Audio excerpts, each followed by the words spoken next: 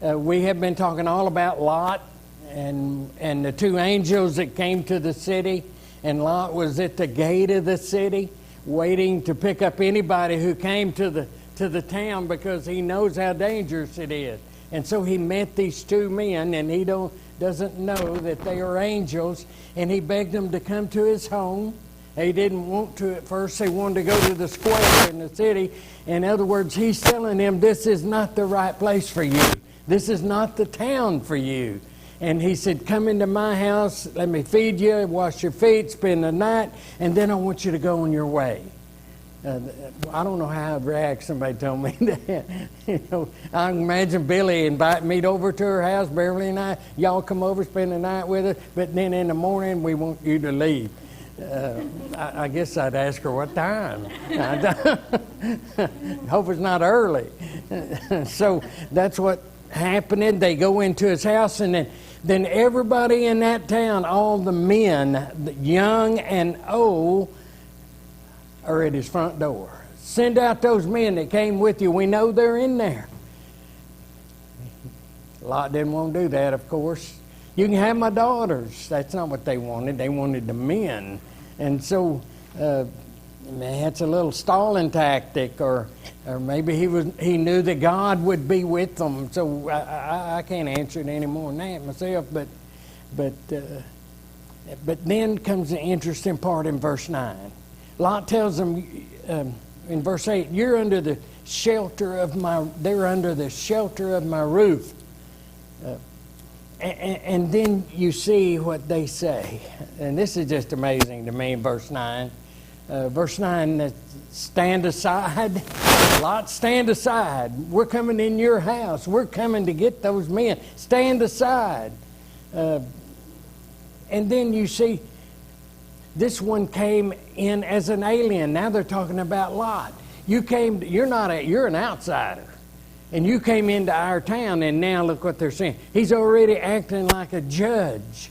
Now we will treat you worse than them. So they pressed hard against Lot and came near to break the door down. Have any of you ever heard anybody tell you that, so you think that you're my judge? Have you ever heard that? I have. Trying to talk to somebody about the church. Who do you think you are? You think you're my judge? That's what's going on here. I mean, basically, first you came in here acting like as an alien, someone from out of town, and already you're trying to act like my judge. And it calls to my mind 2 Peter chapter 2, verse 7 through 9. Peter says, Lot is a righteous man. And Lot is. Is the thermostat turned down? Or am I just working up myself for no end? So you're acting like our judge. And Lot's telling them, they're here under the protection of me. They're under the shelter of my roof. And so they're saying to Lot, he's calling out their sin, really, and they don't like it, do they? Nobody likes to be to someone to call out our attention to our sin, do we? What's the first thing we do? What's the first thing we do when somebody accuses us of doing something that we should not have done, we knew we shouldn't have done? What's the first thing we do? Huh? We what? We puff up. It's like them puffer fish. We puff up. We don't like that. And they didn't either. And they say to him, you come here as a stranger, and now you're acting like our judge? And we've heard this before. I don't think I'm the only one that's heard this. I hope not. So Lot lives here. And it wasn't the best choice for him to do.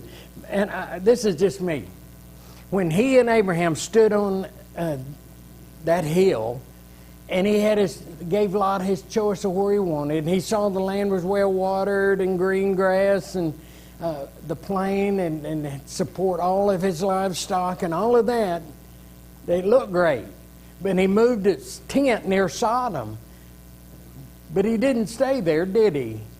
He moved into town. And he has 2 daughters. I don't know what to say. We all make mistakes. We all make bad decisions. And he sure made one, in my eyes. And we make them every day. I do. I make bad decisions every day. But we know that Lot was a righteous man. In fact, look at 2 Peter chapter 2.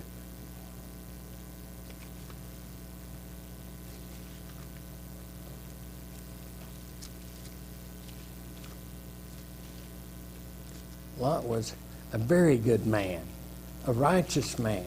He raised his family right. As soon as I can get there, my arthritic fingers, it takes a little bit of time. 2 Peter chapter 2, verse 7. And if he rescued righteous Lot, oppressed by the sensual conduct of unprincipled men, for by what he saw and heard, that righteous man was living among them, felt his righteous soul tormented day after day by their lawless deeds. Then the Lord knows how to rescue the godly from temptation and to keep the unrighteous under punishment for the day of judgment. Glenn made a point last week. He may have been there, so he was trying to talk to them. He was trying to speak to them about their sin. I don't know. That sure sounds good. Since he was a righteous man, I'm sure he was doing that. But here he's rejected by those men, isn't he? He's rejected and he's mocked. It's really interesting to me. Verse 10, but the men reached out their hands and brought Lot into the house and shut the door. Remember back in verse 6 when Lot closed the door? The purpose was to protect the angels. And now, look at the turnaround. The angels are pulling him back in to keep them from breaking in, and they shut the door. And now the angels, they first opened the door, and then they rescued Lot, and they pulled him in from danger and shut the door again. Verse 11, they struck the men who were at the doorway of the house. What they struck them with? Blindness. Here's what's amazing to me. They struck them with blindness, both small and great, young and old, so that they wearied themselves trying to do what? Get in the door. See how sick they are. Can't you? And in my mind, I see it easy, boy. I mean, I got it down in my memory, in my imagination. I mean, I'm blind as a bat, and I'm trying to find the door where they were. I don't care how they made me blind. I want in that house, and I want those 2 men. And nothing's going to stop me. I'm going to feel on the walls. It's sick. It's sick today, too. Don't let nobody fool you. You turn on the TV, you want to watch the golf channel, and they got all this other stuff. I don't get it. I mean, we're supposed to love those people, yes, but we're supposed to hate their lifestyle. It's sin. It just makes me mad when I want to watch them tee off on the 17th hole, but before that, I got to watch these pride stuff. I don't know, I don't know. Don't let me get carried away. Verse 11, they struck them blind. The angels blinded them. And these men are sick, they're young, and they're old, and they're still trying to get in the door. To me, this shows just how far they have fallen in sin. To me. Not even blindness changed their attitude, did it? They still got the same attitude. Verse 12 and 13. Then the 2 men said to Lot, whom else have you here? A son-in-law, and your sons, and your daughters, and whomever you have in this city, bring them out of this place, out of the place. For we are about to destroy this place, because their outcry has become so great before the Lord that the Lord has sent us to destroy it. If they didn't know who these two men were, they know now, don't they? They know now. And now Lot knows who these strangers are, and for sure. They stopped the men of the city. The angels tell Lot to get out of this place. God is about to destroy the city. The angels turn their attention now to rescuing them from a doomed city. And the angels ask Lot, if anybody in your family is here that wants to be saved, all you have, we need to flee the city. We need to get out of town. So we see the next few verses, only Lot, his wife, and his two daughters are saved from the destruction of all the people in the city. They can't even find 10 righteous people in the town. And so in verse 14, notice where Lot went. He went out. He went out and spoke to his sons and daughter, his sons-in-law, who were to marry his daughters, and said to them, get up, get out of this place, for the Lord will destroy this city. But he appeared to his son-in-laws as he was what? They thought he was just kidding. He busted through the door and said, we got to get out of this place. This city's going to be destroyed. You need to come on. And they just laughed. They won't in a few minutes, will they? Or a few hours. Lot goes, these two men that are going to marry his daughters. We can picture it in our minds. He's wanting them to get out of the city. What's to me is the response that they thought he was joking. I don't know how you could think someone was joking when somebody comes in like that and is all in a panic mode. Maybe they just thought he was crazy. I don't know. Either way, they didn't pay any attention to him whatsoever. And it was in the middle of the night, and so I speculated that, I don't want to speculate, but maybe they said, boy, that man, he must have a nightmare or something, Beverly. I don't know why he's acting that way. And so we'll see in the next verse, Lot doesn't seem to be in a big hurry himself. It's hard to believe. I'd like to think that he would get up and, what would y'all do? I mean, would you get up your family and get everybody you can together and say, let's go, we're ready? That's what we think we would do, wouldn't it? That's not what happened here. I don't know what's the matter with the man, but I don't know what's the matter with her later either. So there's a lot of questions here. Maybe we can apply it to our life. You'd think he'd be ready to go. He'd pick up his family, but the angels told him we have to be out of here before when? Sun up. Sun up. The angel said in verse 15, get your family, get up. So verse 15 and 16, when the morning dawned, the angels urged Lot, saying, take your wife and your two daughters who are here, or you will be swept away in the punishment of the city. Verse 16, but he hesitated. What do you think? What do you think, Jim? Huh? We hesitate a lot. We do today, don't we? We hesitate sometimes. He hesitated. Maybe he's thinking, well, maybe I ought to try to get somebody else, or maybe he's just kidding, or I don't know. But he's hesitating. The men seized him by the hand. Here, the angels have to take him by the hand, and the hand of his wife, and the hands of his two daughters, for the compassion of the Lord was upon him, and they brought him out and put him outside the city. All that has taken place during the night, right before the sun comes up. Lot's had a lot of time to prepare for this. Hadn't he, Shelby?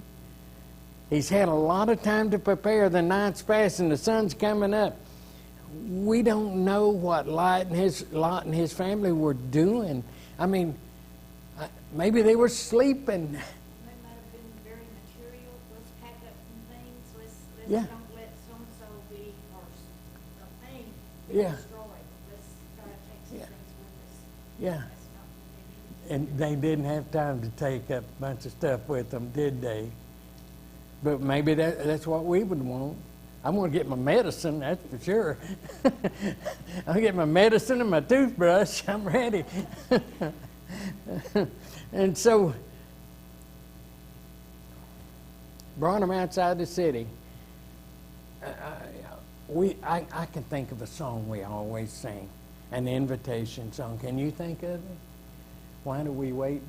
Or why do you wait, dear brother? I always a song that comes to my mind. So the angels are urging him.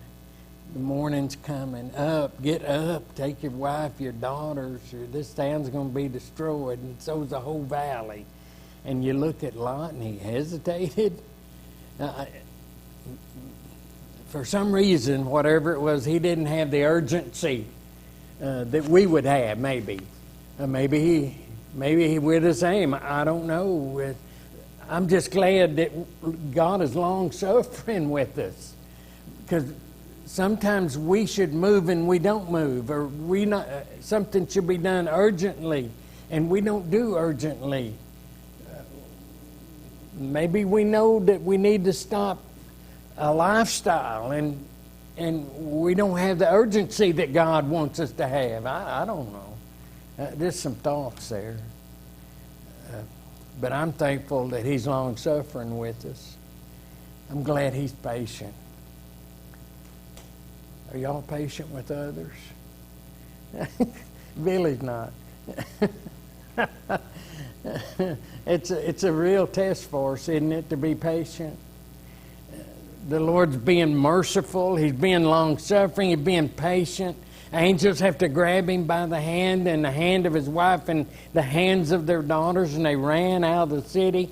And they had compassion on them, verse 17. And when they brought them outside, one said, "Escape for your life. Do not look behind you, and do not stay anywhere in the valley. Escape to the mountains, or you will be swept away." Well, you think that'd be good enough? Joel, you'd think this would work. You'd think they'd listen to this. But I want you to look at the command by the angels. It has two parts to it. Well, it really has three. Run or die. That's the first thing he's telling you. You got to run or die. Second, don't look back. And the third, head for the hills. But they can. The first part should have made them want to run. The third part should have made them focus. Don't look back. And the third part should have made them run for safety, just as hard as they could go. But it did not do that. And I don't know what to say about that. I don't know what I'd do. Verse 18, yes, sir? Well, there's a lot in here, but we're talking about that, but for instance, I'm overweight. And I know that being overweight is hard on your heart, and all sorts of health problems, okay? But I still eat. I mean, I know all of this, but I still eat. But it's the same, pretty much the same thing when this is spiritual and mine is physical right now. So I can't judge Lot because I'm the same man as Lot is.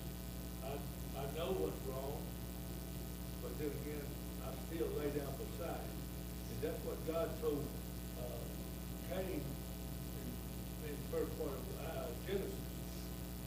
Get away from sin. It's crossing, it's waiting there for him. And then we see another, on the other side of it, Joseph, the woman trying to entice him. What did he do? He dropped his coat and everything and left around. He didn't, what he got paid. And then you got Jesus when he's talking about the destruction of Israel, Jerusalem. He said, don't even go back to your house. And we find out through history that most of the Christians in that day, not hardly one of them died because they heeded what they said. So me, I put myself in Lot's place, and that's me. Lot's me. I want to eat that cake. I mean, I really want to eat that cake. And sometimes I'll sneak up and I'll eat that cake, knowing that I shouldn't eat that cake. So I'm not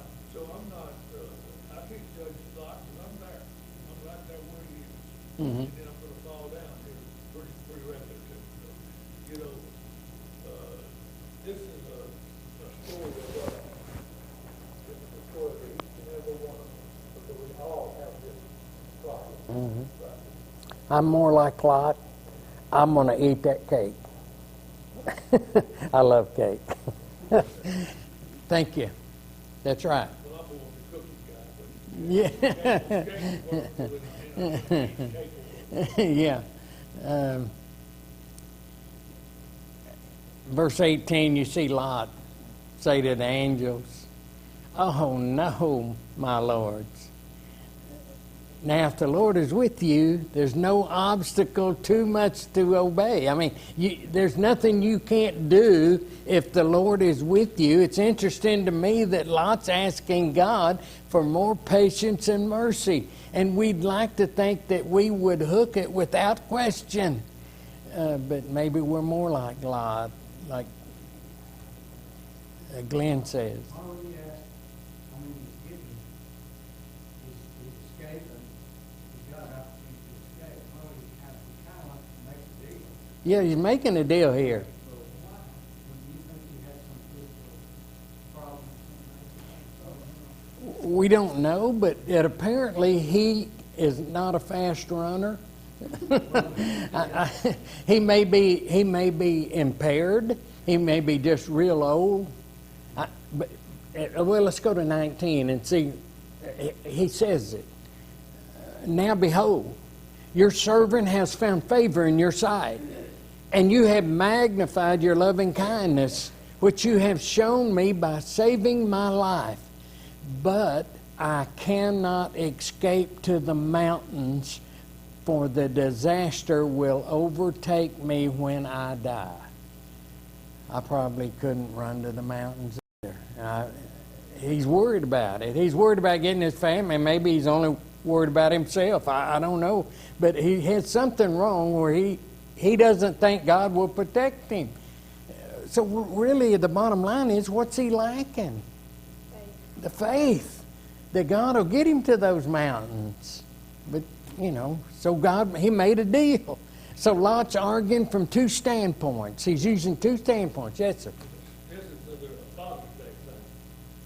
What do men supposedly, we're the protectors, the providers, and all of this kind of stuff. That's our job. Well, he's thinking, now I don't have anything. I don't have any sheep, I don't have any cattle, I don't have any clothes, I don't have anything. How am I going to provide for my family if I go all the way up there where all those rocks are and I don't know anything about it? So the Father's Day thing comes here, so that's supposed to be our job. We think about how am I going to provide? And really, it's not how am I going to provide, it's how is God going to provide through me.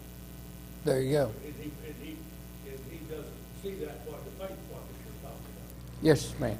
One thing we've got to remember that Lot didn't remember, and sometimes we don't remember, is God never asked you to do something that you cannot That you can't do. And sometimes we doubt. Yeah, both right on.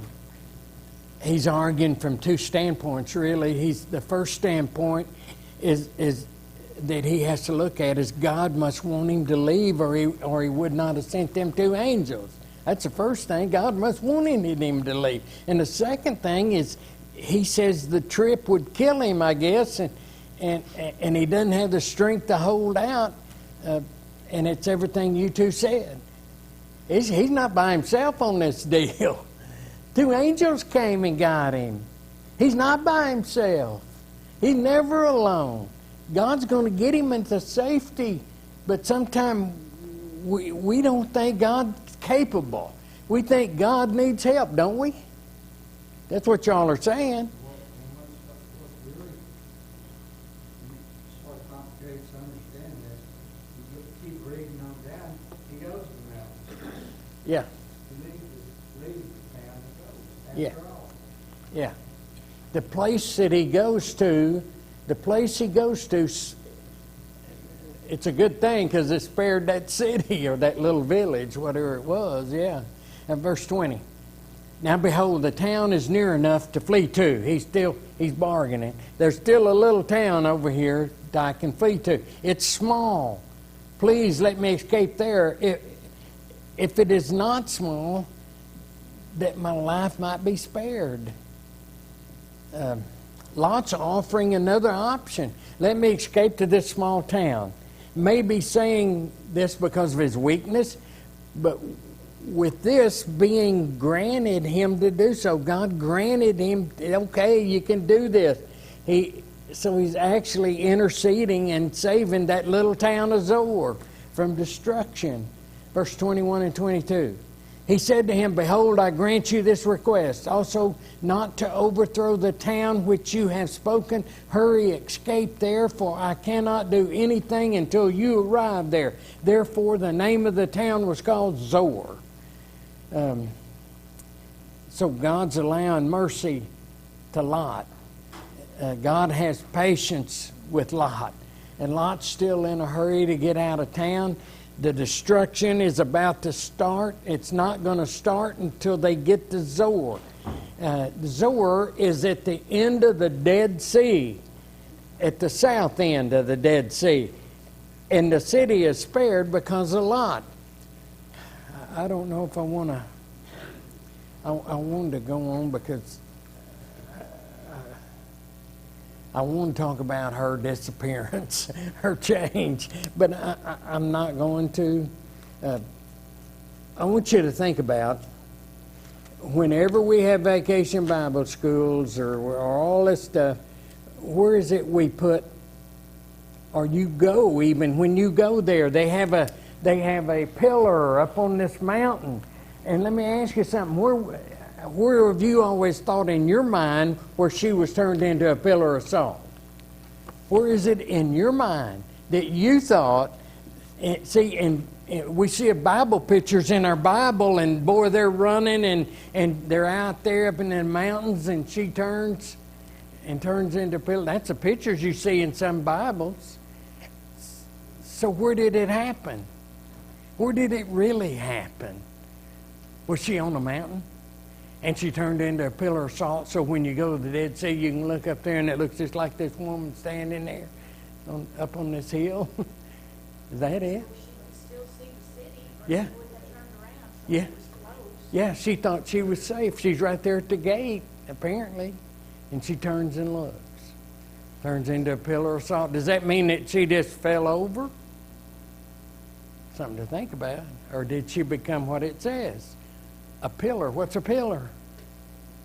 It stands up, doesn't it? Oh, you wouldn't think you'd need any convincing, would you?